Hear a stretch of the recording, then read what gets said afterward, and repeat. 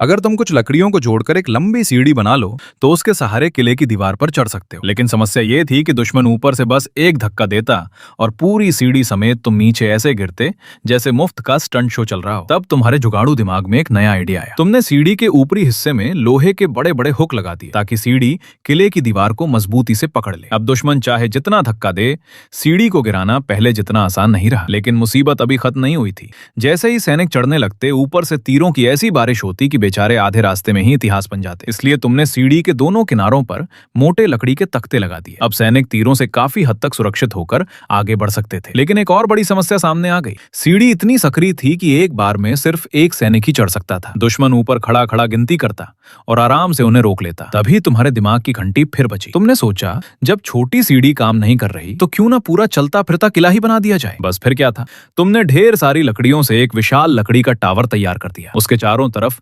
मोटी लकड़ी की दीवारें लगा दी ताकि दुश्मन के तीर और हमले बेअसर हो जाएं। अब इस टावर के अंदर एक साथ बड़ी संख्या में सैनिक छिपकर आगे बढ़ सकते थे। लेकिन तुम्हारा मन अभी भी नहीं भरा था। तुमने टावर की सबसे ऊपरी मंजिल पर एक चलने फिरने वाला पुल यानी ड्रॉब्रिज लगा दिया। जैसे ही टावर किले की दीवार के पास पहुंचता, ये पुल नीचे गिरा दिया जाता और अंदर बैठे सैनिक सीधे दीवार पर कूदकर हमला शुरू कर देते। फिर भी तुम्हें लगा कि दुश्मन को थोड़ा और परेशान किया जाए, इसलिए तुमने टावर के निचले हिस्से में एक विशाल टक्कर मारने वाला राम यानी बैटरिंग राम भी लगा दिया। अब ऊपर वाले सैनिक दीवार पर चढ़कर हमला करते, जबकि नीचे वाला राम लगातार किले के दरवाजे को ठोकता रहता। यानी दुश्मन ऊपर से भी पिट रहा था और नीचे से भी। हालत ऐसी हो जाती जैसे परीक्षा में चारों तरफ से सरप्राइज टेस्ट आ गए हों। तो बधाई हो, तुमने सफलतापूर्वक प्राचीन काल का सबसे खतरनाक घेराबंदी हथियार विशाल आक्रमण टावर सीज टावर बना लिया।